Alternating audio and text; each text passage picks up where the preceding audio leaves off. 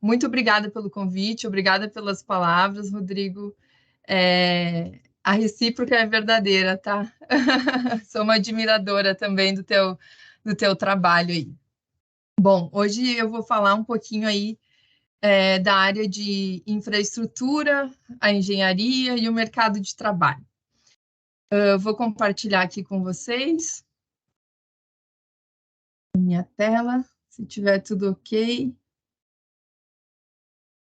Tá, jóia, tá aparecendo direitinho. Tá aparecendo direitinho? Tá bom.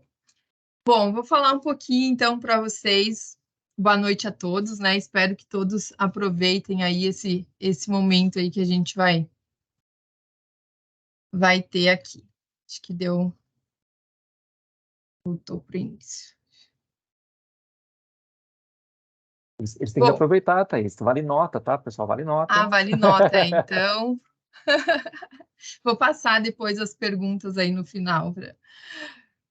Bom, a estruturação da apresentação está da seguinte forma. Vou falar um pouquinho da minha trajetória acadêmica e profissional, né, que o Rodrigo pediu para falar um pouquinho aí de como que eu comecei na minha carreira, como que eu me desenvolvi e como que eu escolhi a área de infraestrutura, né? Aí eu vou falar um pouquinho da infraestrutura no país e um pouquinho do que são as concessões e as PPPs na área de infraestrutura. Bom, a minha formação é engenharia civil. Eu me formei lá no Rio Grande do Sul, na Universidade de Passo Fundo. E agora, sempre que eu falo disso, eu acho que eu aproveitei bem a minha graduação, porque eu fiz muitos estágios durante a minha graduação. E eu fiz em várias áreas. E aí eu acho que isso me permitiu definir para onde eu queria ir, né? Então, eu comecei a fazer estágios no segundo ano da minha graduação e fiz estágios na área de rodovias, na área da construção civil, tive a oportunidade de acompanhar obras, detonação de pedreiras, enfim. E aí fui direcionando onde eu queria atuar, né? E aí eu trabalhei no laboratório de solos e asfaltos da faculdade. E aí, também, durante esse período, né, eu comecei a fazer, aliás, continuei, porque eu comecei a fazer língua estrangeira muito cedo, fazia inglês, e aí eu continuei aperfeiçoando um pouco também essa outra parte que hoje é muito importante. Eu quero destacar aqui não só a formação técnica, mas você ter uma língua a mais hoje é fundamental, né? As empresas olham muito para isso, porque hoje a gente tem muitas empresas estrangeiras atuando aqui no mercado, né? E com muita frequência a gente tem que fazer contato com essas pessoas de outros países. Então, você ter uma segunda língua é muito importante. Terminando a minha graduação, eu já iniciei meu mestrado, focado na área de infraestrutura e meio ambiente, na área de pavimentação. Então, eu já tinha direcionado isso na minha graduação, e aí, durante o mestrado, eu desenvolvi o meu trabalho também, focada em reciclagem de pavimentos, né? Isso lá em 2005. Nessa época, eu estudava a utilização de fresado asfáltico em bases de pavimentos, né? Então, com a utilização da reciclagem. E aí, nessa época, eu também atuava na área da construção civil, então fazia projetos de edificações, né, habitacionais, enfim. E aí, quando eu terminei o meu mestrado, eu comecei o doutorado no mesmo ano, praticamente na mesma semana. Terminei meu mestrado e iniciei o doutorado aqui em São Paulo, que foi em 2007, onde eu moro até hoje, né? Eu vim para São Paulo, iniciei o doutorado e durante o doutorado eu comecei a trabalhar e acabei me estabelecendo aqui em São Paulo. No meu doutorado, eu tive a preparação também para atuação acadêmica, né? Que era dando aula para os alunos de graduação na USP, e atuando nos laboratórios, né? Então, a minha pesquisa, ela também foi direcionada para pavimentos, agora utilizando o fresado asfáltico em bases de pavimentos mais bases cimentadas, que é o caso do concreto compactado com rolo. E aí continuei a minha pesquisa nessa linha, né? E terminei o meu doutorado em 2012. Em 2009, eu entrei numa empresa de engenharia e consultoria, onde eu digo que foi onde a Thaís, engenheira de pavimentos, realmente tomou forma. Foi nesse primeiro emprego, porque quando a gente trabalha com consultoria e projetos, é um mundo muito dinâmico. A gente trabalha com diversas coisas, com diversos projetos de diversos tamanhos, em vários lugares do país e fora também. Então, aqui eu tive uma experiência muito grande. Em 2014, além que passa a se chamar Egis, porque ela é comprada por uma empresa francesa, e aqui, durante a minha permanência na Egis, eu tive uma transformação na minha carreira, onde eu passo de engenheira de projetos de pavimentos a consultora e gerente de projetos e de contratos. Então, eu tenho uma transformação na minha carreira nesse período, onde eu passo a atuar fortemente na consultoria voltada à estruturação de novas concessões. Aí, trabalhando com o governo federal e governo do estado de São Paulo. E aí, para ampliar esse meu conhecimento em concessões, que é algo que me chamou muita atenção e que eu gosto muito, eu fui fazer o meu MBA em PPPs e concessões e terminei em 2021 e fiz um módulo na London School, em Londres, também, que fazia parte desse MBA. Em 2020, eu entro para a Arteris, e aí, na Arteris, eu estou como gerente de projetos de pavimentos. E aí eu vou contar para vocês um pouquinho do que eu fiz aí durante esse período.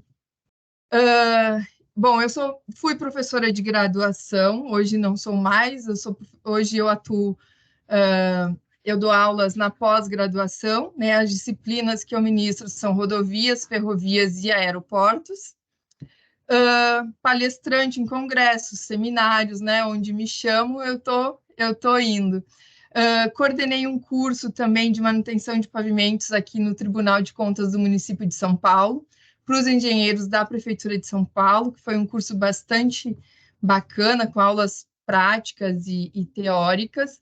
E também, por muito tempo, eu fiz a divulgação da metodologia MCT, que é uma metodologia nacional para a classificação de solos tropicais, né? Que é uma metodologia desenvolvida aqui no Brasil pelo professor Nogami, pelo professor Vilibor, e que também relaciona aí os solos lateríticos a pavimentos de baixo custo. Então, por um bom tempo também eu fiz várias palestras e divulguei essa metodologia nas faculdades, né?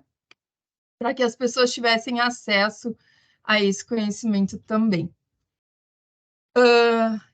Enquanto trabalhando em projetos de consultoria, o meu papel era basicamente desenvolvimento de projetos rodoviários e urbanos.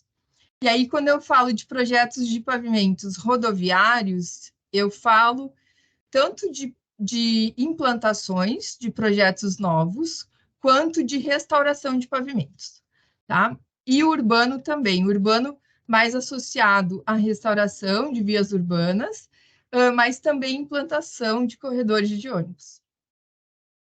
Os estudos de novos negócios, que foi algo que mudou a minha carreira também, que me levou hoje para onde eu estou, né, que é dentro de uma concessionária, foi a elaboração dos estudos de viabilidade técnica e econômica das novas concessões aí do governo federal e do governo do estado de São Paulo, incluindo aí a Dutra, né, que foi um dos maiores projetos já lançados aí pelo governo na área de concessões.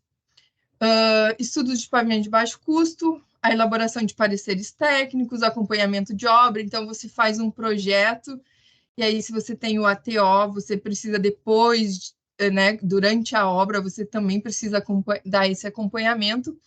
Então, eu acho que a parte de projetos e consultoria, quem se direciona para essas áreas, vai ter a oportunidade de trabalhar com vários assuntos, né? Com vários projetos diferentes.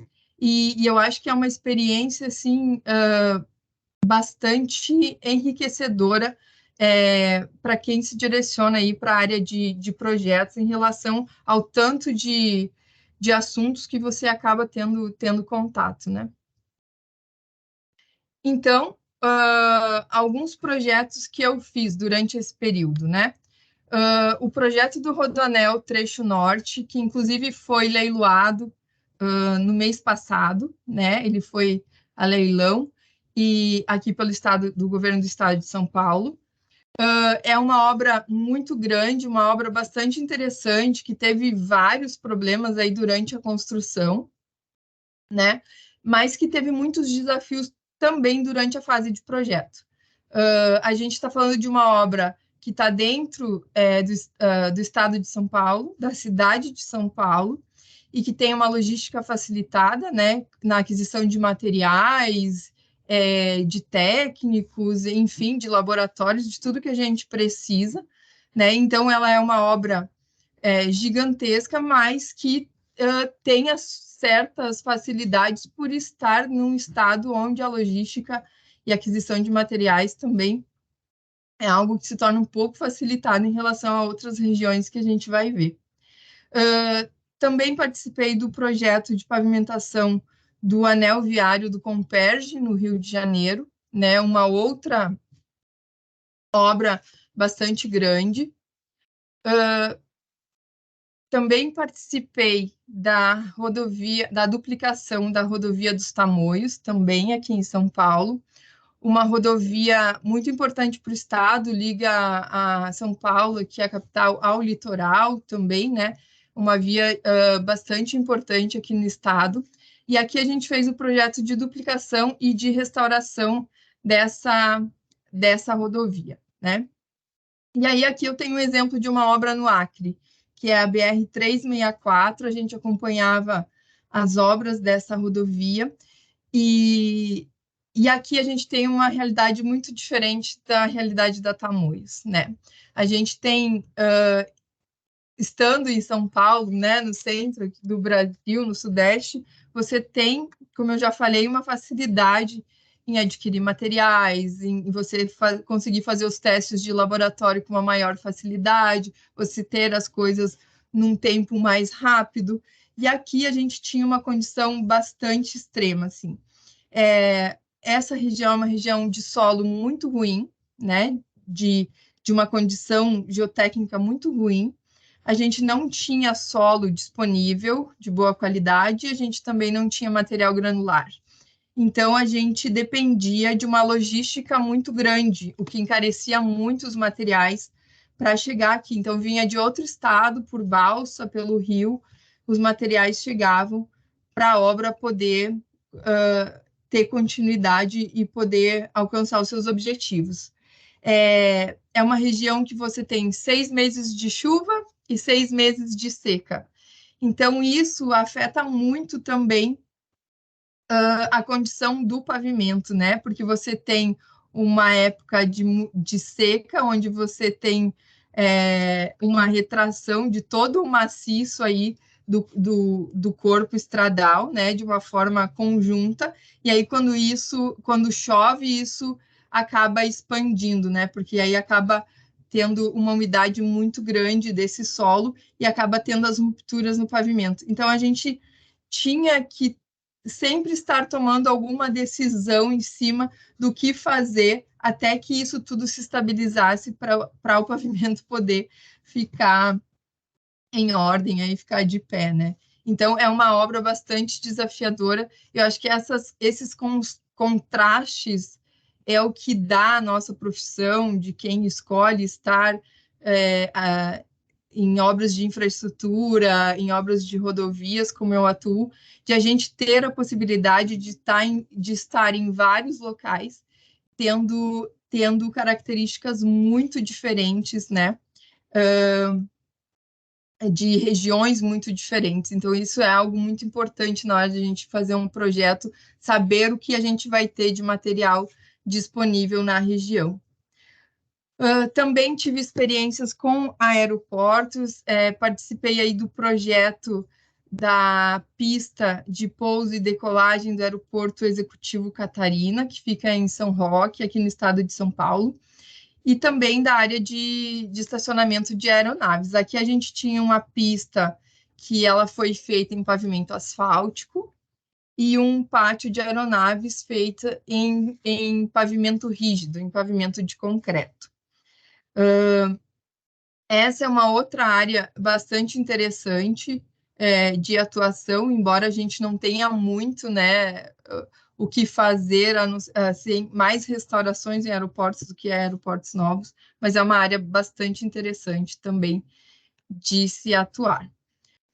Aqui tem uma outra experiência na Guiana, onde a gente se depara com uma realidade muito diferente da nossa em termos de espessura de revestimento asfáltico e tipos de base que a gente utiliza, né? Lá era uma obra que tinha muita deformação no pavimento e a gente extraiu alguns corpos de prova, e esses corpos de prova chegavam a ter 45 centímetros de revestimento asfáltico, né? E lá eles usam também a base betuminosa, né? Então, é uma condição diferente de projeto, né? De forma de ver como, de encarar o pavimento, né? Aqui a gente tem uma ótica, às vezes, meio limitada de que a gente precisa economizar na implantação, né? A gente está sempre ali trabalhando com orçamento, sempre pensando em gastar menos, em otimizar, mas às vezes, pensando a médio e longo prazo, o investimento ele acaba se justificando pela manutenção que você vai ter ao longo do tempo, né? Então, você tem um pavimento implantado de uma forma que ele te garanta um desempenho bom, provavelmente você vai ter uma manutenção mais espaçada do que você economizar na implantação, né? Então, essas coisas todas, quando a gente faz projeto, a gente precisa levar em consideração. Principalmente hoje, dentro de uma concessão, isso fica muito evidente, muito importante, que a gente sempre precisa saber como que isso vai se comportar ao longo do tempo, porque eu tenho que fazer o meu plano de investimento até o final da minha concessão, né? Então, é muito importante durante o projeto a gente pensar nessas coisas. Outro projeto que eu participei é um projeto que foi premiado, ficou um projeto bem bacana, que é o Terminal de Americana, né? Aí um projeto urbano, terminal de ônibus. Também a gente utilizou pavimento rígido, pavimento flexível nesse projeto. Foi um projeto bem bacana também. E aí, por fim, dentro da projetista, dentro da consultoria, eu participei dos estudos de viabilidade para novas concessões, né? E aqui tem algumas fotos aí durante as audiências públicas e leilão da Dutra, que foi uma rodovia que a gente estudou muito, muito mesmo, assim, e essa parte de estruturação de novas concessões, ela é muito interessante, ela é multidisciplinar, né? Você envolve várias disciplinas, além da parte financeira e jurídica, né? Então, é uma outra área da engenharia que te permite também atuar, né? Ela é uma área que você consegue enxergar as coisas um pouco mais macro, porque você trabalha com o todo, desde o projeto do pavimento, da iluminação, a sinalização, até a quantidade de cabines que você precisa numa rodovia, quantidade de pessoas que você vai contratar para atuar dentro desse sistema todo da concessão. Enfim, entram tudo que você precisa para uma concessão ficar de pé. E aí você faz as análises financeiras, né, econômico-financeiras, para que isso seja viável para ir a leilão, né? Então, Esses são alguns exemplos: Piracicaba Panorama, Pipa, que é uma concessão, a maior concessão do Brasil em termos de extensão hoje, e a Dutra é a maior concessão em termos de investimento, são 15 bilhões ao longo dos 30 anos de concessão. E aí, durante agora, né, enquanto gerente de projetos de pavimento, o que a gente faz hoje dentro da nossa área, né, eu e a minha equipe, a gente faz análise e aprovação de projetos de pavimentos. A gente não desenvolve os projetos na íntegra, né, a gente apenas analisa os projetos e faz a aprovação ou comentários em cima desses projetos. Dentro de uma concessionária, a gente tem, de uma concessão, a gente tem algumas obras que são obrigatórias de serem implantadas, né? A gente tem a manutenção dos pavimentos, né, ao longo do período de concessão, e a gente precisa, então, para determinadas datas, estar com a obra concluída. Então, o nosso papel é analisar os projetos que a gente contrata, analisar esses projetos, verificar a viabilidade daquilo, dar todo o suporte que a gente pode dar, em termos tecnicamente falando, né? A gente apoiar no estudo das alternativas, então, a gente sempre verifica os materiais que a gente tem disponíveis no entorno, a gente ensaia esses materiais, estuda esses materiais para dar todo o suporte também para as projetistas na hora da tomada de decisão do que a gente vai adotar como estrutura de pavimento para determinado segmento de obra, né? Também a gente atua diretamente dentro das concessionárias, né? Eu atuo na sede, então eu fico aqui em São Paulo, mas a gente dá apoio a todas as concessionárias do grupo, apoio durante a obra, né? Porque às vezes o projeto ele tá lá todo bonitinho, mas chega na obra e aí uma cota não bate, e aí deu problema com a drenagem, aí tem um outro problema, o material que você estava prevendo já não tem quantidade suficiente, você precisa fazer alguns ajustes. Então, a gente dá todo o apoio à obra nesse sentido.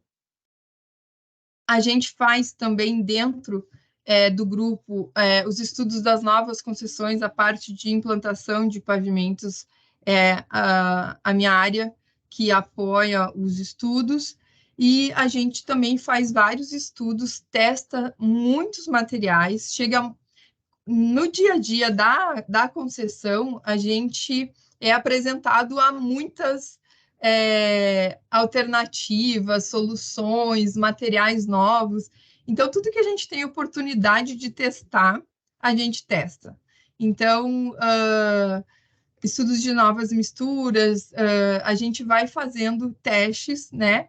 Até que a gente encontre ali um material que, para uma obra, ele pode ser muito bom, para outra não, mas a gente vai fazendo essas experiências aí com os nossos parceiros e fornecedores.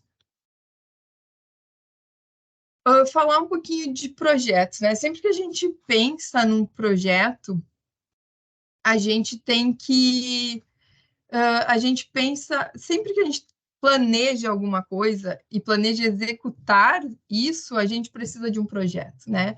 Então, esse projeto, ele vai incorporar informações qualitativas e quantitativas. Então, quando eu faço um projeto de pavimento, por exemplo, ou um projeto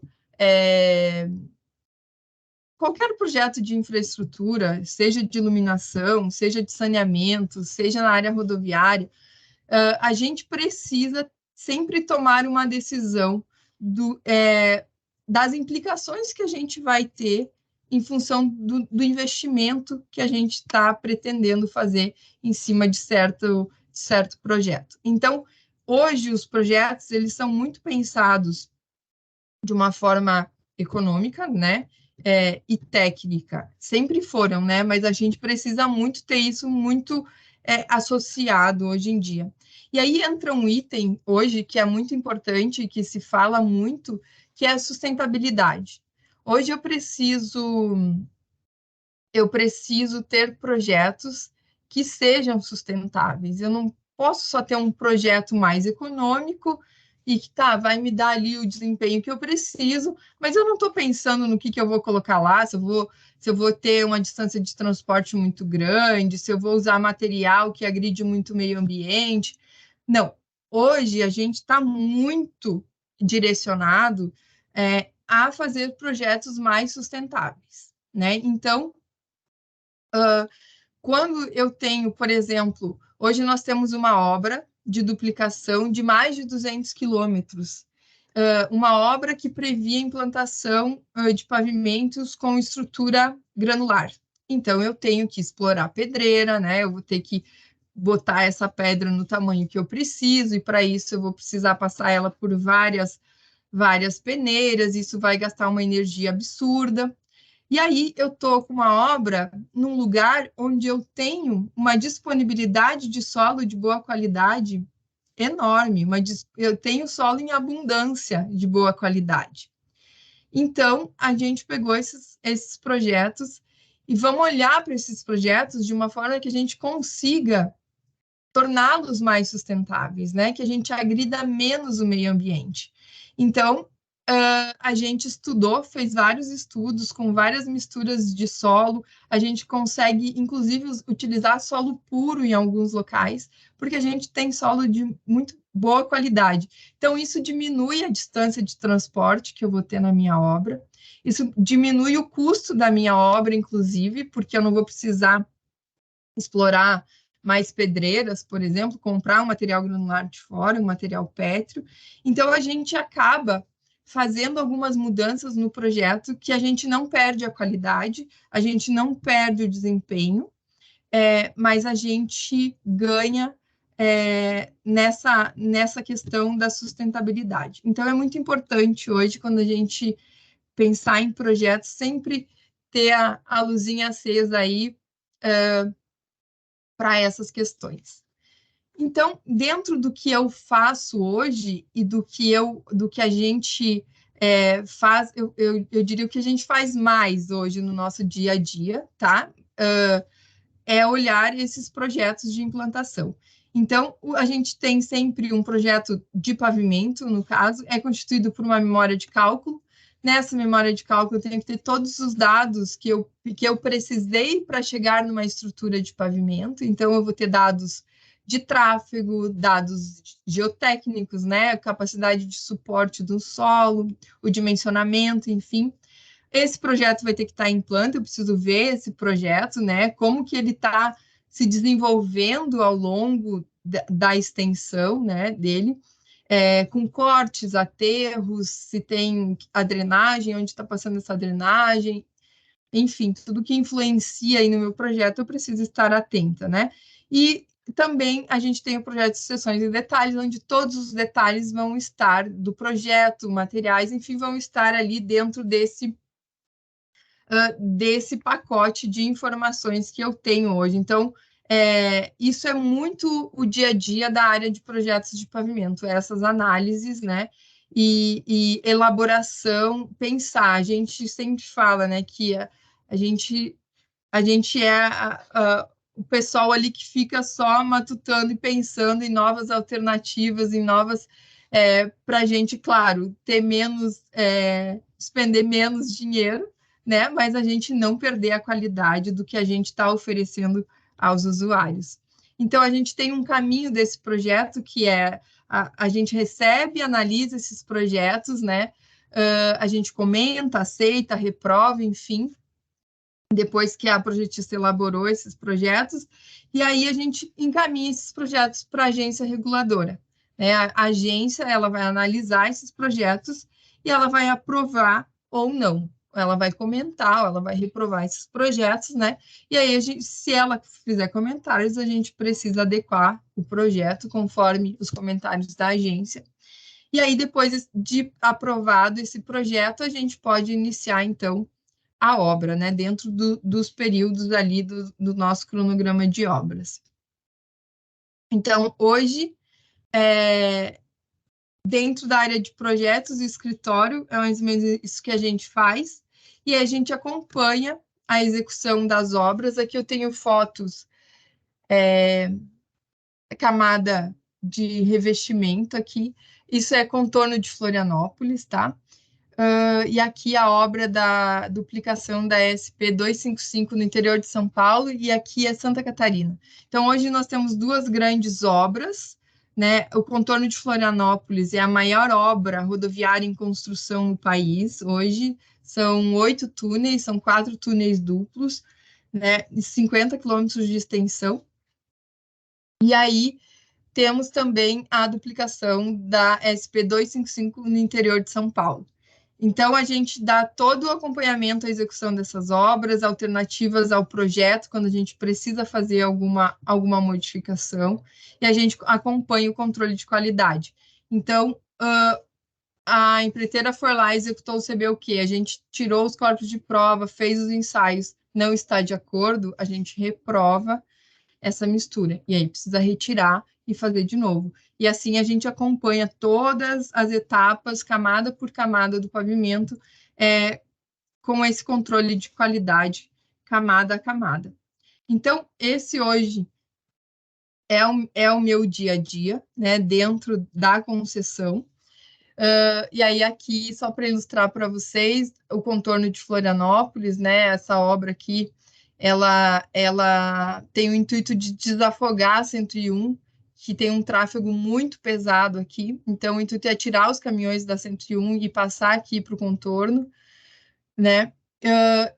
A SP255 é uma outra concessão que a gente tem e que estão previstos 275 quilômetros de duplicação.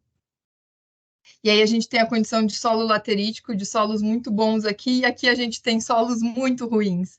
Então, a gente também não pode pensar da mesma forma, a gente sempre tem que ter informações e alternativas diferentes, porque a gente está em locais diferentes e com condições geotécnicas muito diferentes também. Então, isso é muito bacana, assim, na nossa profissão, esses desafios. E aí, só para fechar essa parte dessa experiência profissional, como que a gente pensa aí, né, o ciclo de vida do pavimento, né? A gente tem a produção dos materiais, o projeto, depois do projeto a gente tem a construção, aí a gente vai para a fase de operação, né, que é utilizar esse pavimento, fazer a preservação e a manutenção, e aí tem a vida final desse pavimento. Então, quando eu faço um projeto de pavimento, eu tenho que pensar nessa preservação e manutenção aqui. Eu tenho que dar conforto e segurança ao usuário o tempo todo, né? E aí eu tenho uma condição de que o pavimento sai de uma condição ótima e ele chega numa condição ruim, né? Se isso para mim é aceitável, nesse ponto onde ele chega no ruim, vocês estão vendo o meu mouse aí. Ele sai de uma condição ótima e quando ele chega numa condição ruim, está na hora, então, de eu fazer uma restauração e voltar a condição desse pavimento a uma condição ótima, e aí eu tenho mais um tempo e ele vai para uma condição ruim. Eu posso escolher fazer isso e gastar mais, se eu deixar isso a um tempo maior, ou eu posso fazer isso em tempos menores, né? E aí eu posso escolher não voltar a uma condição tão boa assim, ou eu posso escolher fazer num tempo menor, numa condição melhor e deixar esse pavimento tendo um custo de manutenção menor. Então, isso aqui tudo é estratégico, né? Isso aqui tudo a gente precisa pensar quando a gente monta um CAPEX de manutenção dentro da estruturação de uma concessão rodoviária. Então, esse ciclo ele é muito importante e essa fase de projeto vai estar diretamente associada ao comportamento desse pavimento no ciclo de manutenção.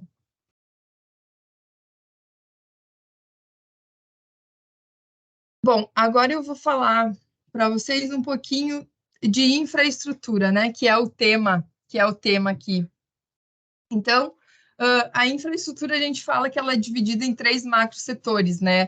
Que engloba a infraestrutura social e a infraestrutura comercial e a infraestrutura técnica. A infraestrutura técnica, ela está aí associada à infraestrutura de transportes. Então, eu vou ter as rodovias, vou ter as obras de arte, vou ter as ferrovias, aeroportos, os portos e a ferroviária de passageiros, né? Então, hoje, esses são os grandes setores aí da infraestrutura de transportes. Só para vocês terem um panorama da malha rodoviária brasileira hoje, a gente tem um total de 1.700.000 quilômetros de rodovias no país. É muita coisa, assim. Se a gente pensar, desse 1 milhão, a gente tem 12% de rodovias pavimentadas hoje no Brasil. Então, a gente tem uma infinidade de oportunidades ainda, né, dentro da área rodoviária, na pavimentação de estradas, né? E aí a gente tem as rodovias federais duplicadas, que são 11% dentro dessas pavimentadas. A gente tem as rodovias em duplicação, né? E a maioria das nossas rodovias são em pista simples, tá? Esses são dados de 2021 e 20, né? Então deve estar um pouquinho atualizado aí, mas eu acho que esses grandes números eles acabam não mudando muito. Então essa é a nossa realidade hoje. Devido a essa extensão, né, de essa malha tão grande que a gente tem, é compreensível, de certa forma, que a gente não tenha, né, por parte do governo, a manutenção adequada dessas vias, né? Não sei se é compreensível, não sei se usei a palavra certa, mas realmente é uma malha muito grande que a gente tem, né? Se a gente for comparar Brasil com outros países da Europa, por exemplo, se pega Itália, França, eles têm 99% da malha deles já é pavimentada. Então, hoje, o único trabalho que eles têm é de restauração dessas rodovias. Eles não têm mais grandes projetos na área rodoviária, porque quase tudo já foi feito, né? Então, a nossa realidade ela é bastante diferente dentro da área rodoviária. E aí eu trago dados aqui da CNT que mostra a avaliação da condição das rodovias, né? Então, você tem quase 65% da matriz de carga do Brasil, né, do transporte de carga, é feito por rodovias ainda hoje no país. Então, é um setor muito importante, né, para ligar, inclusive, a rodovia liga, né, a uma ferrovia, que liga a um porto, né, e assim por diante, esses modais, eles precisam estar interligados e trabalhando de forma eficiente, né? Então, quando a gente olha para o estado geral das rodovias, a gente não tem nem 10% em estado ótimo, né? A gente tem em estado bom 30%. Então, a gente precisa, de fato, mudar essa realidade, né? Essa realidade, ela é possível de ser modificada ou de ser melhorada um pouco mediante as concessões, né? Frente às concessões que acabam tendo uma melhor oportunidade de investimento nessas rodovias. Então, eu não sei se vocês estiveram nas palestras anteriores, acredito que não, mas eu queria falar, deixar um pouquinho aqui para vocês sobre o conceito do que é uma concessão, né? Uma concessão comum, a concessionária, ela se encarrega de fazer todas as obras de infraestrutura necessária para disponibilização do serviço, né? E o concessionário ele vai ser remunerado a partir das tarifas que são pagas pelos usuários, né? Que se utilizam dessa infraestrutura. Então, a maioria das nossas concessões rodoviárias, elas são concessões comuns, né, que estão previstas na lei aí 8.987 de 95. As PPPs, por outro lado, elas são as concessões que a gente chama de patrocinada ou administrativa. Então, uma PPP patrocinada, além da tarifa que é paga pelo usuário, existe uma contraprestação pública, ou seja, o governo também coloca um dinheiro além do que o concessionário ganha na tarifa, né? Então, isso ajuda a viabilizar o empreendimento. Então, uma concessão patrocinada, uma PPP que a gente tem em rodovias, por exemplo, é a Tamoios. A Tamoios é uma PPP, né? Existe uma contraprestação por parte do governo para que aquele empreendimento ficasse de pé, tá? Porque só a concessionária, numa concessão comum, não teria condições de manter o empreendimento. Uma concessão administrativa, por outro lado, é um contrato de prestação de serviço.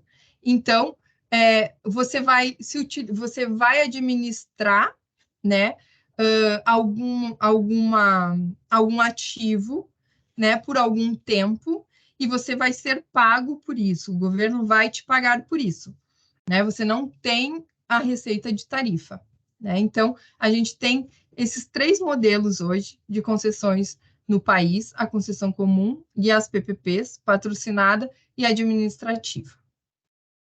E hoje há uma grande discussão aí por parte do governo na questão dessas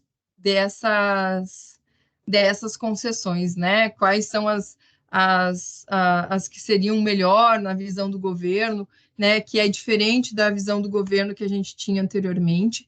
Então, aqui é um assunto que está bastante em voga hoje em dia, inclusive na discussão, né, de grandes projetos que vêm aí no mercado, que são, por exemplo, as rodovias do Paraná, né? Então, aqui eu trouxe alguns exemplos de concessão patrocinada. O aeroporto da Zona da Mata, que é Minas Gerais, aí na terra de vocês. O metrô de São Paulo também é uma PPP. O sistema viário da Bahia, a Estrada do Feijão na Bahia é uma PPP, que liga a Feira de Santana até Xique-Xique. Inclusive, eu tive lá mês passado, né? Nunca tinha ido para lá, passei aqui na Estrada do Feijão, é uma PPP, também tarifa, né, e contraprestação do governo. E a gente tem as concessões administrativas, por exemplo, o Complexo do Mineirão, né, que administra, a concessão, ela faz administração, operação e manutenção, mas não faz obras, né, como é numa concessão comum. Então, aqui o governo paga para ter esse serviço administrativo, né? Então, o Complexo Penal de Minas, hospitais, saneamento, iluminação pública, esses são todos concessões administrativas, né, que a gente chama de PPPs. Uma área que está muito em ascensão hoje em dia é o saneamento, né? A gente viu muitas concessões de saneamento no ano passado, os leilões continuaram esse ano, e deve ter muita coisa nessa área também, e na área de iluminação pública, né? Tudo isso é infraestrutura, né? E aí, falando um pouquinho para vocês, né, do histórico das concessões no Brasil e o porquê. Então, vocês viram que lá a gente tem uma malha imensa, né? Leandro, se o meu tempo estiver... Rodrigo. Se o meu tempo estiver terminando, você me avisa aí, porque eu começo a falar mesmo e vou embora. Não, tá. Aí a gente vai ter uma escassez de recursos nos anos 90, e essa escassez de recursos acaba por deteriorar a qualidade dos ativos, né? Porque nesses anos 90 acaba tendo uma mudança de padrão de investimento na economia, e aí as concessões e as parcerias público-privadas, que são as PPPs, desculpem, eu esqueci de falar o que era uma PPP, né? Uma parceria público-privada, elas passam a ter um papel muito importante, né? Porque aí você começa a passar esses ativos à concessão a iniciativa privada, que vai viabilizar os recursos para recuperação e manutenção desses ativos. Então, nós temos no Brasil hoje 4 etapas de concessões de rodovias. Uma que se inicia em 94 e 98, onde a gente tem 5 trechos de rodovias aí concessionadas, e a gente tem uma inexperiência muito grande. Era exigido que as empresas que fossem participar, elas tinham que ser empresas nacionais e tinha que ter uma empresa de engenharia associada, né, num consórcio, tinha que ter uma empreiteira associada a essa empresa de engenharia. Aí a gente dá um salto lá para 2007, segunda etapa, onde a gente começa a entender um pouquinho melhor o que são as concessões. Existe um apelo por tarifas de pedágio mais baixas, a taxa interna de retorno, que antes era de 17,24, ela começa a cair um pouco, né? E aí eu não preciso mais ter uma empreiteira associada a uma empresa de engenharia, e aí o prazo de concessões de 25 anos, e entram, então, nessa segunda etapa, riscos, né? O que é risco do concessionário, o que é risco do poder concedente, e aí entram também os parâmetros de desempenho. Então, assim, a irregularidade no pavimento não pode passar de tanto, porcentagem de trincas. E aí, esses parâmetros precisam ser obedecidos, né, sob pena de se aplicar multas e desconto de tarifa e tantas outras coisas hoje que a gente tem nos contratos de concessão. A terceira etapa é uma etapa que acontece em 2011, e onde a gente tem 8 concessões, tá? E é uma etapa que não deu muito certo, é uma etapa que não foi bem sucedida, tá? Nessa etapa de 2011. Das 8 concessionárias, dos 8 trechos concedidos, todos estão em processos de ajuste, ou devolução da concessionária, foi novo leilão, ou algum ajuste, porque essa etapa obrigava as concessões a fazerem muitos investimentos até o 5º ano. E muitas das concessionárias não conseguiram cumprir seus contratos nesses investimentos, né? Porque realmente era um volume de obras muito grande, de obra e de dinheiro também, né? Então, essa foi uma etapa infeliz. E aí a gente vem para a 4ª etapa, que foi em 2018, que aí a gente tem a BR-153, Tocantins, Goiânia, a gente tem a Dutra, né, que termina a sua concessão lá da primeira etapa, e aí ela vai a leilão de novo, né, e aí traz várias novidades aí em termos contratuais, em termos de tecnologia, é implantado free flow, é implantado iluminação de LED, os hard shoulders, que em alguns trechos, utilização do acostamento para tráfego, quando você tem uma quantidade de veículos muito grande, você precisa dar vazão, então acaba utilizando os acostamentos. Então a gente chama isso de hard shoulders. Entra o IRAP, que é um programa que classifica as rodovias por estrelas em relação à segurança dessa rodovia, a segurança que essa rodovia dá ao usuário. Então, o IRAP é um programa que olha para o usuário.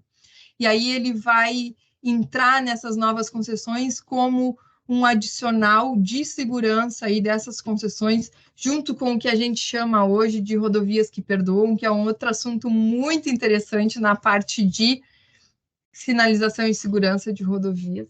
Enfim, muitas coisas aí mudaram, os contratos, eles foram melhorando, a gente foi aprendendo ao longo do tempo, e hoje a gente tem contratos que garantem, né, uma segurança muito maior para o concessionário, para o player, né, quem vai participar desses leilões, e para atrair mais investidores também, né? A gente tem hoje no Brasil as principais concessionárias, CCR, Artérias e Eco-Rodovias, e tem outras várias com menores extensões, né, sob sua gestão, A gente tem em torno de 26 mil quilômetros de rodovias, esse número deve estar maior, porque já saíram outros leilões, né?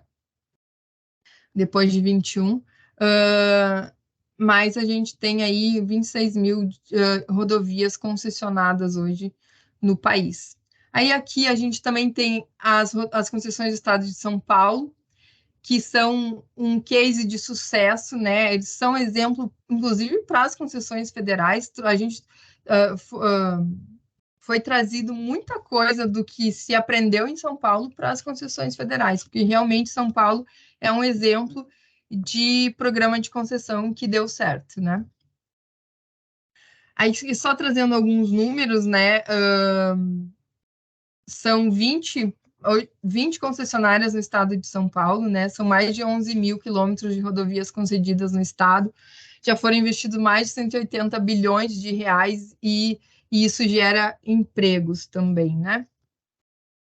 Hoje a gente tem um panorama aqui do que vem ainda, né? Do que a gente vai ter. O lote Litoral Paulista, que foi suspenso. A gente teve leilão esse ano do Rodoanel Norte, teve leilão do Noroeste Paulista, e aí tem vários outros estudos aí na carteira do governo do estado de São Paulo para sair também esse ano em saneamento, em rodovias, iluminação.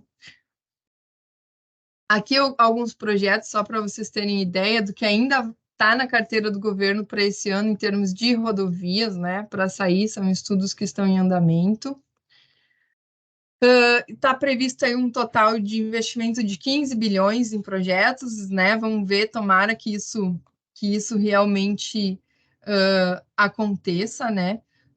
Porque eu acho que a gente necessita de infraestrutura, e quando eu falo de infra, é iluminação, é saneamento, é rodovias, são aeroportos, portos, né? Então, espero que de fato isso aconteça.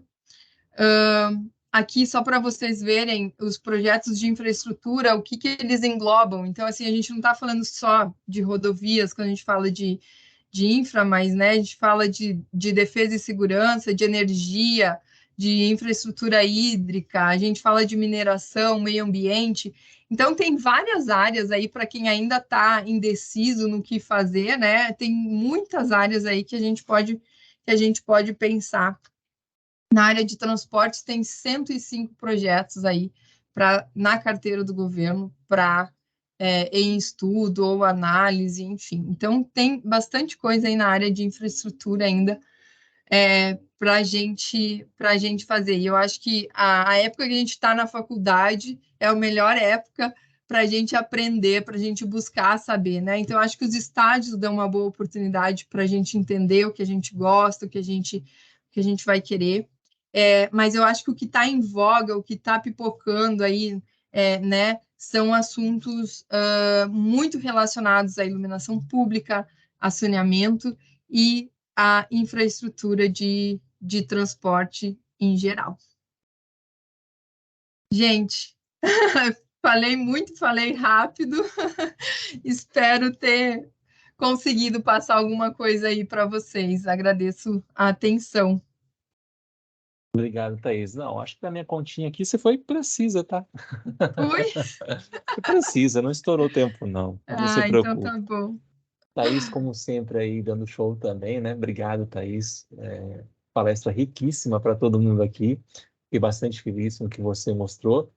E, aproveitando que eu já agradeci a Thaís, eu abro para perguntas e vou começar pelo WhatsApp, tá? E depois, se alguém quiser abrir o microfone, também fica à vontade, ou levanta a mãozinha, igual o professor Rogério fez aí. Vou começar com, deixa eu escrever o nome da pessoa aqui, Thaís, é o Emanuel. Emanuel perguntou bastante coisa, Emanuel, tá interessado aqui. Vamos lá.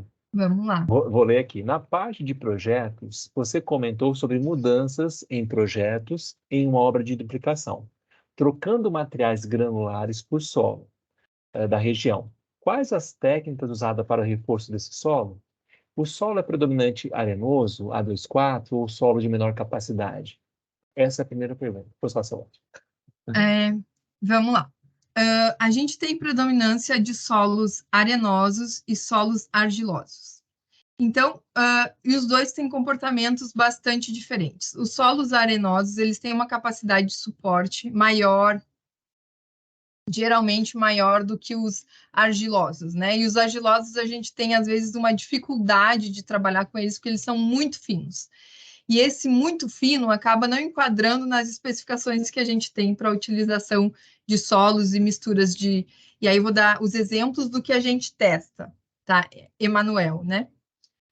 Vou dar exemplos do que a gente testa, Emanuel, que é solo cimento, solo melhorado com cimento, solo brita cimento, solo cal cimento, solo areia. A gente faz todas as misturas possíveis, tá? Para a gente poder enquadrar esse solo, porque ele não é um solo ruim, ele é um solo muito bom. Mas as nossas especificações, elas tratam o nosso solo ainda de uma forma um pouco desajustada, vamos falar assim, né? A gente já tem um avanço com a metodologia MCT para esses solos tropicais, que é a metodologia que a gente usa para a classificação desses solos, tá? Então, a gente sempre pede nos nossos projetos o ensaio MCT, que ele vai nos dar a classificação, se é um solo laterítico ou não laterítico. Isso é uma informação muito preciosa de se ter. Eu saber se é um solo laterítico ou não laterítico, porque se ele é laterítico, eu sei o comportamento que ele vai ter. É um solo que, no estado natural, ele não tem uma boa capacidade de suporte, mas que, após compactado, ele vira uma rocha. É muito difícil de quebrar depois que você compacta um solo. E ele vai trincar, porque é da natureza dele trincar, né? Porque ele vai retrair. Então, ele vai trincar.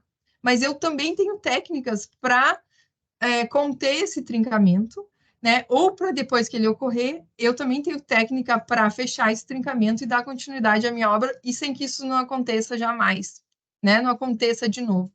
Então, a gente tem várias técnicas, a gente realmente testa, porque às vezes eu tenho um volume muito grande de material que só porque ele não está enquadrando na especificação eu não posso utilizar. Não, então eu lanço mão de fazer misturas, de trabalhar esse solo. Se eu utilizar cal, ele vai trabalhar a granulometria desse meu material. Se eu usar cimento, ele vai dar suporte a esse material. Então, tudo isso a gente tem que estudar a depender do tipo de material que a gente tem, mas a gente tem os dois, o arenoso e o argiloso.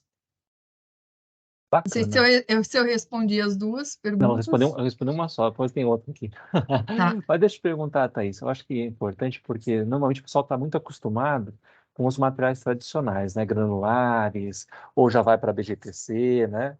sim. Dependendo do tráfego, em que camadas vocês, ou você, né, está usando mais o solo laterítico? A gente tem utilizado tanto na subbase quanto na base. Na base, geralmente, a gente utiliza solo brita cimento, né? A gente coloca o cimento para ele dar uma capacidade de suporte um pouco maior, para a gente ter um módulo de resiliência maior nessa camada e não precisar utilizar a BGTC, né? Porque quando eu tenho as especificações falam, a especificação do DR, que acima de 5,10 a sétima é recomendável que você utilize uma camada cimentada, né? Então, para a gente não ter que utilizar a BGTC, a gente utiliza um solo brita cimento, por exemplo, né? Ou um solo cimento. O que a gente utiliza bastante no caso aí de a gente ter disponibilidade de solo.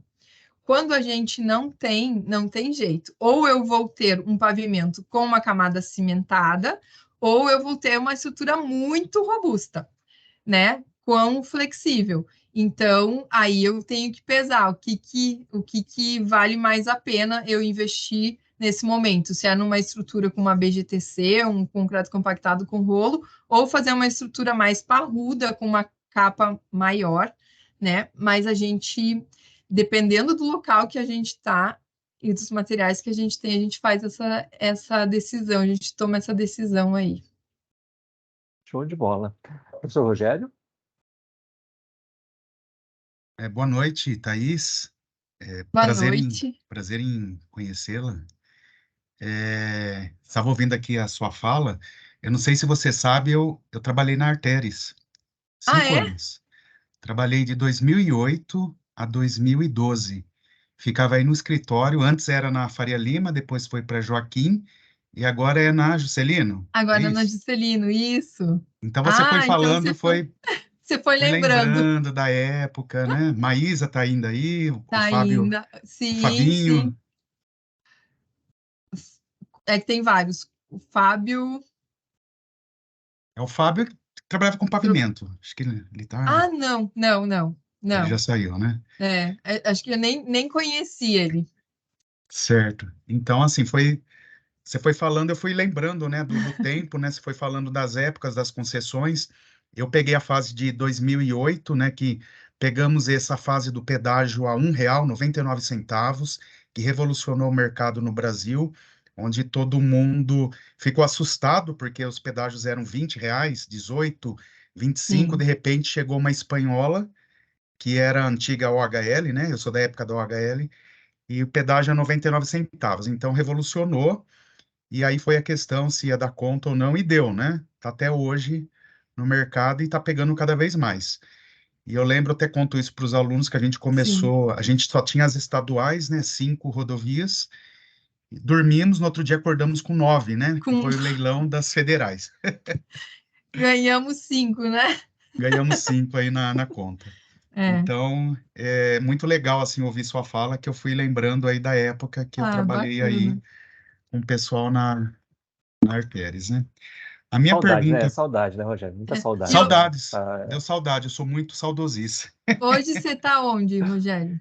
Estou em Hoje você Uberlândia está com o Rodrigo, na na UFO, universidade. na Legal. universidade, ele em me perturba 2002. lá. É a mesma sala, Thaís. Perturba pra Ah, é? caramba esse cara. Na época, eu prestei o concurso, né? O Rodrigo já estava aqui. O Rodrigo estava fazendo doutorado aí com a Lied.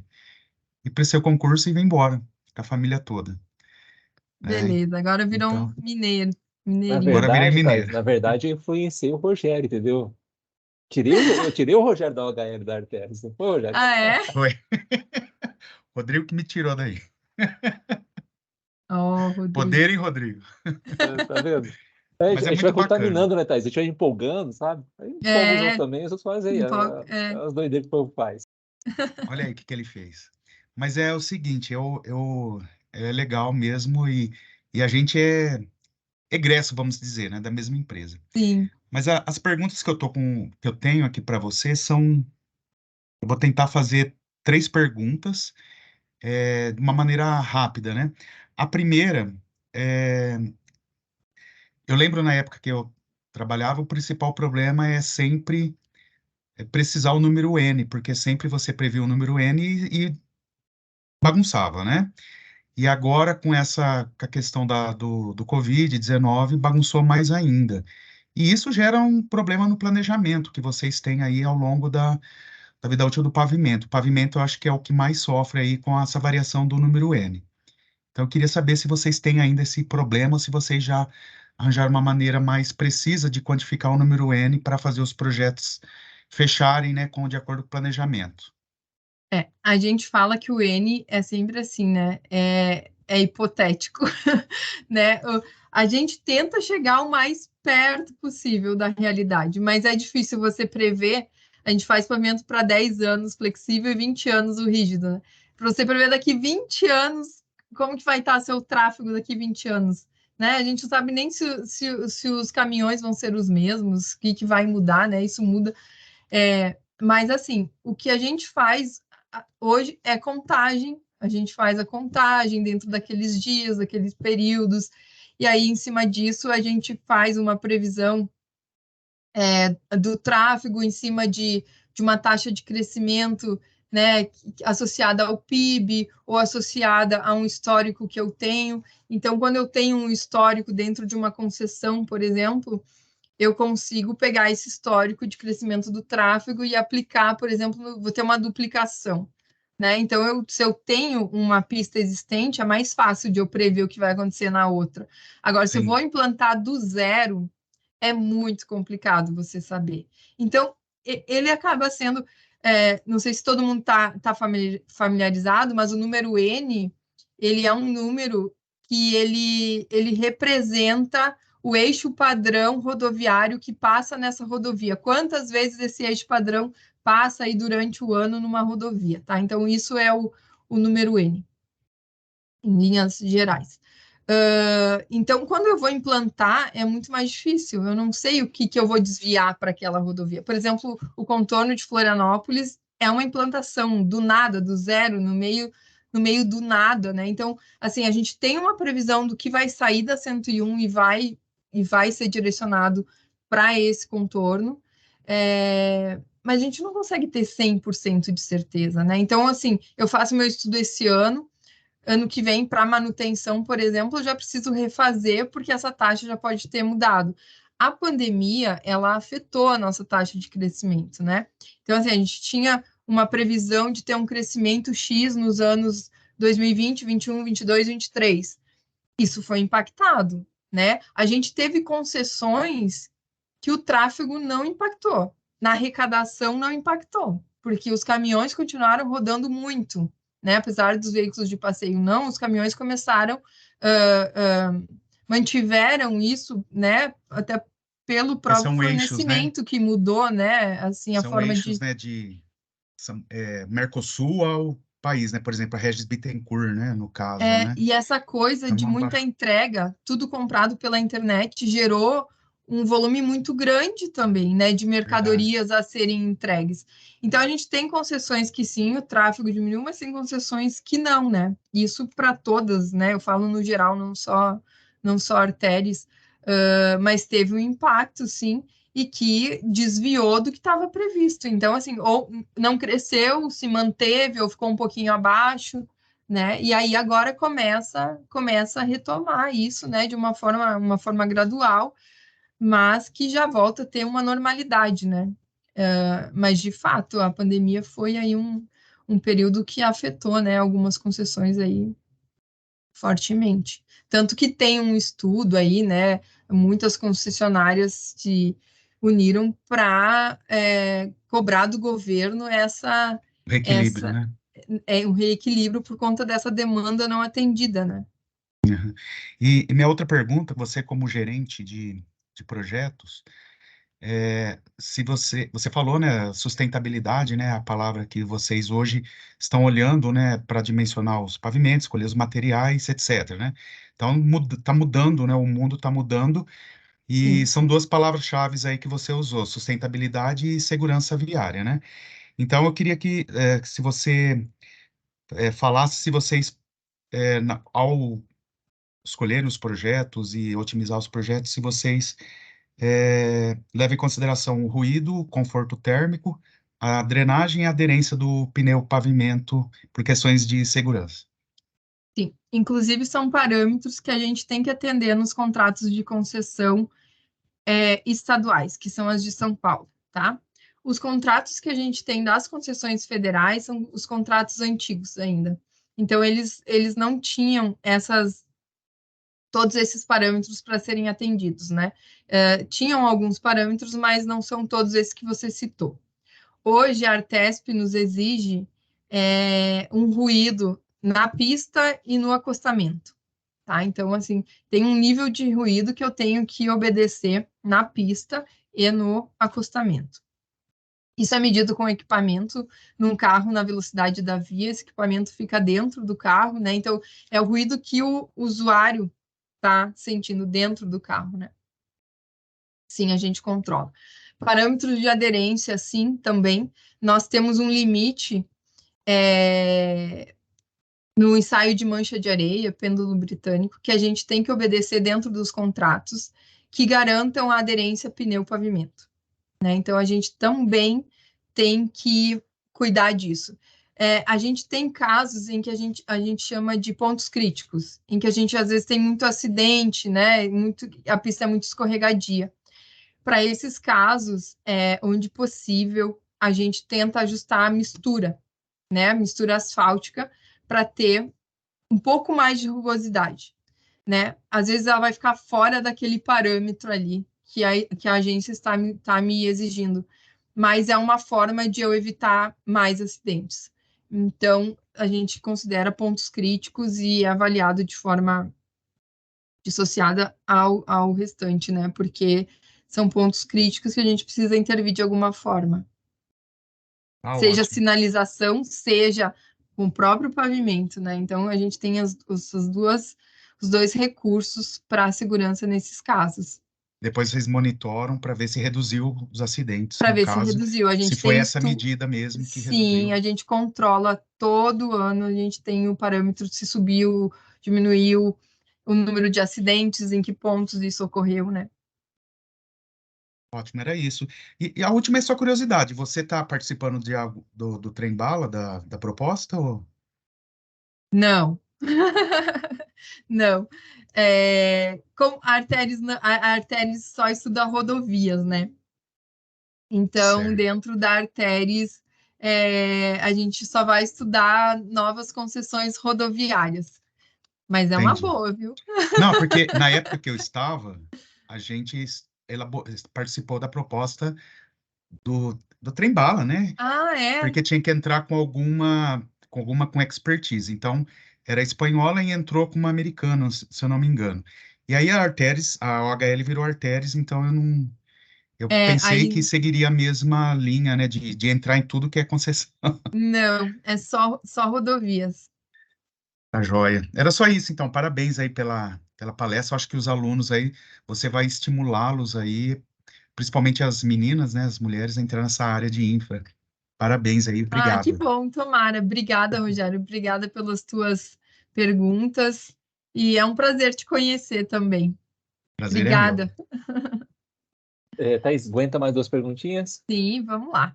Agora, vou voltar aqui para o nosso WhatsApp. Deixa eu ver quem perguntou aqui, se eu vejo o nome. Ah, é o Luiz Henrique. O Luiz perguntou, Thaís, pode falar mais um pouco sobre como funciona os estudos de viabilidade para novas concessões? Quais fatores realmente são levados em consideração no estudo? E o que determina qual vai ser o tipo de concessão? Comum, PPP, patrocinada, PPP administrativa?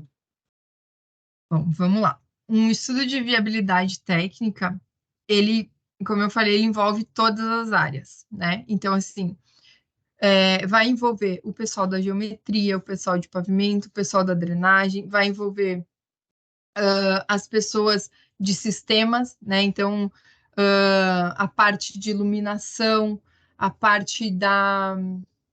Nossa, são tanto, é muita coisa. A gente faz, inclusive, a quantidade, por exemplo, de médicos que a gente precisa ter nas ambulâncias, o número de enfermeiros, o número de pessoas que vão atuar nas cabines.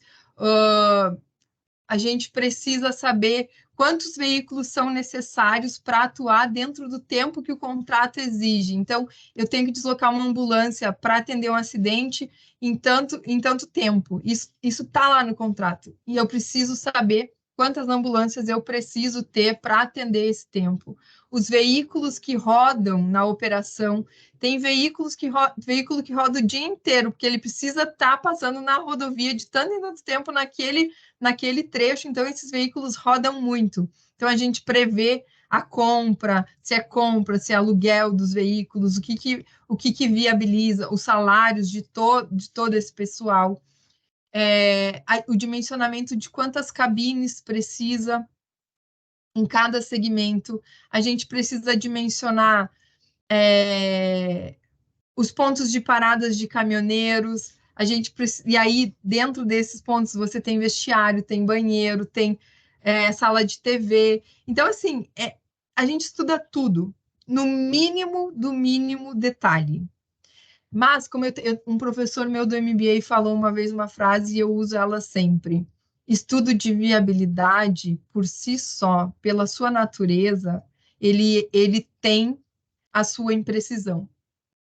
Porque eu não consigo ir lá e fazer sondagens de 100 em 100 metros, por exemplo, para saber o solo que eu vou ter para o pavimento. Eu não consigo ir fazer sondagens à percussão para saber a fundação da minha obra de arte com tanta precisão assim.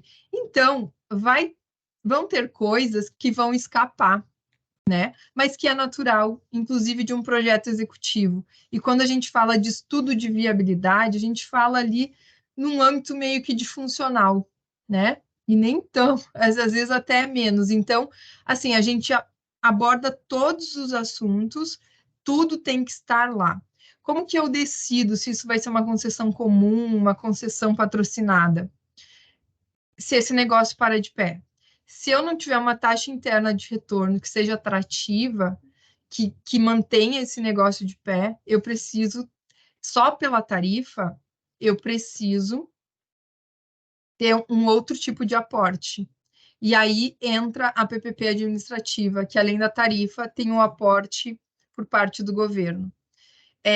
Como que se define essa tarifa? Essa tarifa ela é definida em função das obras, né, que você vai ter que fazer ao longo desse contrato de concessão, do quanto você vai gastar com a manutenção de tudo isso, de todos esses equipamentos prediais, rodovia, iluminação, enfim, tudo, né, que isso é a parte do OPEX,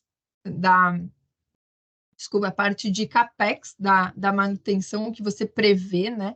E aí o OPEX é o que você faz no dia a dia, tapar um buraco, cortar grama, essas coisas o que você faz no dia a dia é o seu operacional, né? Então fica lá no seu OPEX. Só que isso tudo tem que parar de pé. Esses valores todos têm que dar um retorno, né, para a concessionária de alguma forma. E se isso não para de pé, se eu não consigo mais implantar a obra para aumentar a tarifa, se eu não consigo tirar a obra para diminuir a tarifa, porque isso tudo é um jogo de põe aqui, tira ali, joga 2 anos para frente, 3 anos para trás, é um monte de coisa para você fechar esse estudo financeiro, né? Então, ela é decidida. Ó, a Tamoio, o Rodoanel, por exemplo, se eu não me engano, agora se eu falar eu vou estar mentindo porque eu não tenho certeza, mas se eu não me engano, o governo teve que trocar o edital, ele teve que mudar o edital, porque não tinha quem se interessasse pelo Rodoanel devido a vários riscos associados das obras já iniciadas e um monte de coisa. Então, o governo ele assumiu muitos riscos. Ele tirou do concessionário e assumiu os riscos para ele em determinadas coisas, né? Então, isso também é uma forma de fazer, trazer o risco para o poder concedente. Mas se financeiramente isso não para de pé, eu preciso ter um aporte também do governo. A gente tem aqui em Minas a BR-381, né? Que foi abrir o leilão, não teve nenhum Não interessado. teve Então, o nenhum. governo mudou a natureza, porque vai ter que entrar com as obras de arte, porque é Ali é um uma região problemão, muito né? acidentada. E É. aí tem que o governo vai ter que participar, senão não vai. Isso aí. Então, assim, quando eu não consigo atrair investidores, eu preciso mudar alguma coisa no meu contrato, alguma coisa ali não está certa. E aí, se eu preciso realmente de alguém para me ajudar a manter aquilo, eu tenho que mudar algumas cláusulas de contrato, o governo precisa assumir alguns riscos, ou ele precisa fazer algum aporte. Uma aguinha, Thaís. Uma aguinha que você falou pra caramba. Mas você aguenta mais uma perguntinha, né? Sim, vamos lá, vamos Vamos lá. lá. Tô aí, até Virou a hora que nosso, vocês quiserem. virou nosso podcast aqui, tá, pessoal? Vamos lá. Emanuel, se quiser microfone, Emanuel, pode falar. Bom, tudo bem? Boa noite, Thaís aí. Tudo Oi, jóia? tudo bem? Tudo jóia. Então, eu fiz a pergunta aí pelo WhatsApp, depois eu tomei a iniciativa aqui de pegar pelo microfone para, na verdade, complementar a pergunta que eu fiz. Tá. Eu perguntei a respeito do reforço em solo que vocês faziam, né, para melhorar a qualidade de suporte dele. Você comentou que vocês usam, geralmente, para base, mistura de solo, brita, cimento. Aí é só uma dúvida executiva mesmo. Vocês optam por fazer isso usando recicladora no próprio local ou vocês usam usina de solos para dosar esse solo aí, para garantir a mistura correta? Assim, mais pela diferenciação que a gente tem na região, né? Aqui na região a gente tem uma tradição, está intrínseco aqui na população que rodovia sem cascalho não funciona. Aqui na região a gente usa o cascalho. Então, assim, é diferente da nossa região, é só uma questão de dúvida mesmo. Na verdade, é assim, ó. As especificações hoje, elas falam para a gente fazer em usina. Todas as especificações falam usina. Então, assim, a gente tenta não fugir do que falam as especificações. Mas a gente sempre testa, tá? Isso é uma coisa que a gente vem discutindo, a gente não fez ainda, mas é uma coisa que a gente vem discutindo para a utilização de recicladora nessas misturas também, tá? Mas hoje, agora, a gente segue a especificação, que é fazer as misturas em usina. Entendi. É porque eu já vi alguns estudos que provam, na verdade, isso aí que você falou, né? A viabilidade executiva de você usar a usina do que você usar o comboio padrão ali, né? A moto niveladora, mais trator de grade, mais pipa e tudo. Você já sai com a usina com uma camada pronta, né? Para compactação. A recicladora, ela, no meu entendimento, ela dá um dinamismo à obra, né? Ela dá uma agilidade à obra, né? E eu acho que são coisas que, com o tempo, as especificações devem mudar e devem permitir essas coisas, tá? Mas hoje aqui, como projetos aqui, eu te falo que a gente segue a especificação, tá?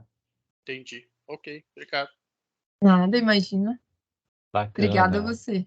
Vamos para o nosso podcast aqui. Tem alguém com a mão levantada aí, mas... Vai ser a Aline, ela está com a mão levantada aqui, mas ela não vai conseguir usar o microfone. Vamos ver se ela mandou a pergunta pelo WhatsApp. Ela mandou aqui. Então, a Aline está perguntando, há muita variação do projeto de pavimentação devido às possíveis diferenças dos solos ao longo do percurso que será pavimentado? Desculpa, repete para mim o início só, Rodrigo. Há Se muita existe... variação. variação no projeto de pavimentação devido às diferenças dos tipos de solo ao longo do percurso, né? Sim.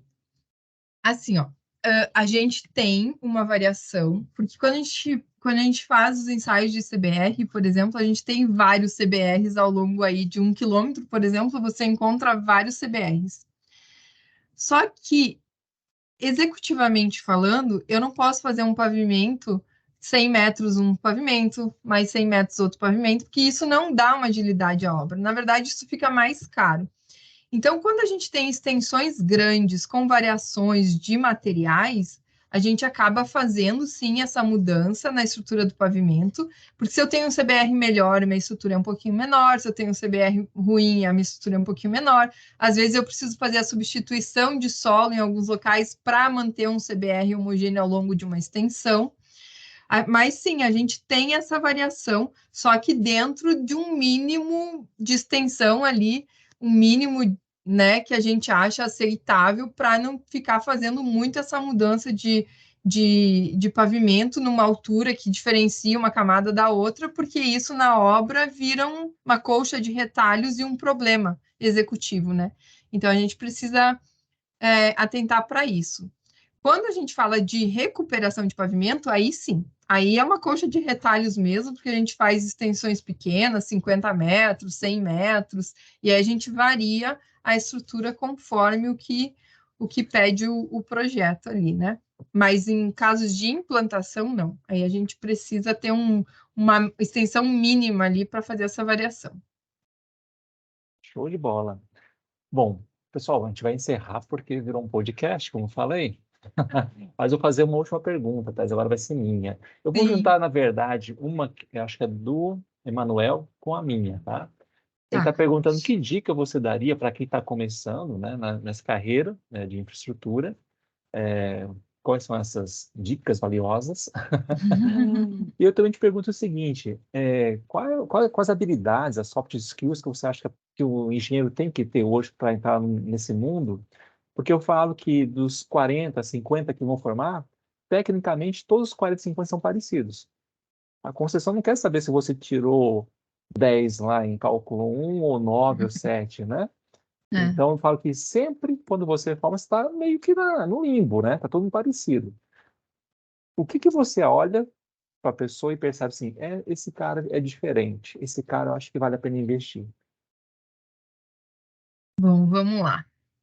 Eu sempre tive em mente o seguinte, estudar para mim nunca vai ser demais, né? Eu sempre falo assim para as pessoas que estão mais próximas a mim, para minha equipe, né? Estude, procure saber, né? Eu acho que a gente sempre... a gente não tem que ter vergonha de perguntar. A gente precisa sempre estar com pessoas que sabem mais do que a gente, para que a gente possa aprender, né? Então, eu acho que estudar é um caminho, assim. Eu sempre falo que a minha formação é que me deu todas as oportunidades que eu tive. Então, assim, eu não me arrependo por um minuto de ter abdicado de várias horas, né, sem dormir, ou finais de semana, enfim, para construir o que eu fui construindo. Eu acho que uma carreira, ela se constrói em cima de coisas, de um trabalho bem feito, né, de integridade. Eu acho que você ser uma pessoa correta, não sei se eu tenho que andar nessa linha aqui, mas eu acho que isso ajuda muito você na sua formação, né? Fazer o seu networking, isso é muito importante hoje em dia. Ter contato com pessoas que estão trabalhando nas áreas que você gostaria de trabalhar, aprender com elas, buscar informação, acho que isso é muito importante. Hoje, eu acho que a gente, assim, eu falo eu aqui na minha idade, a gente precisa sempre ter a mente aberta para as novas gerações. Tá? Eu acho que isso é uma coisa muito importante. Eu acho que vocês estão chegando no mercado de trabalho com um monte de informação, um turbilhão de informações, mas às vezes a gente precisa focar essas informações. Elas vêm assim, né? E a gente precisa focar. Então, o que eu falaria hoje, assim, que eu olho para alguém e falo, essa pessoa acho que seria legal na minha equipe, é uma pessoa que se comunica bem, porque é essencial que que se comunique com as outras áreas da empresa e muitas vezes você vai se comunicar com pessoas que não têm a menor ideia do que você faz. Então, é muito importante que você saiba se comunicar.